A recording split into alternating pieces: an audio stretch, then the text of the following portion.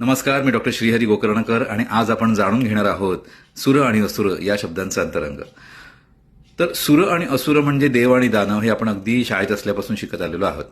आणि असंही शिकलेलो आहोत आपण की सुर म्हणजे कुठचा तरी एक लोक आहे जिथे देव राहतात, देवलोकामध्ये, आणि असुर म्हणजे राक्षस म्हणजे ते पाताळामध्ये राहतात. परंतु प्रत्यक्षात जर आपण त्या शब्दांचं अंतरंग पाहिलं तर आपल्याला जाणवतं की सुर आणि असुर हे याच पृथ्वीतलावर आहेत, हे याच आपल्याच या शहरामध्ये आहेत, आपल्याच आजूबाजूला ते राहतात. तर काय अर्थ आहे सुर आणि असुर यांचा?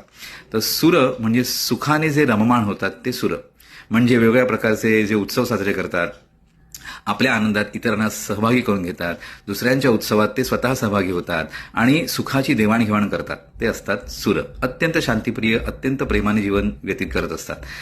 दुसरे असतात ते असुर. याच्यामध्ये न सुराहा ते असुराहा असा अर्थ करायचा नाहीये, तर असुषु रमनते ते असुराहा.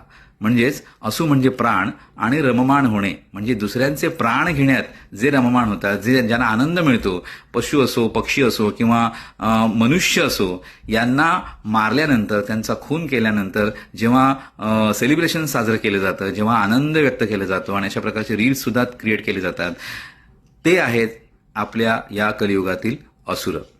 त्यामुळे या असुरांपासून सावध राहा आणि स्वतःचं रक्षण करा. जर तुम्हाला याचा अर्थ आवडला असेल तर नक्कीच लाईक करा आणि फॉलो करा. धन्यवाद.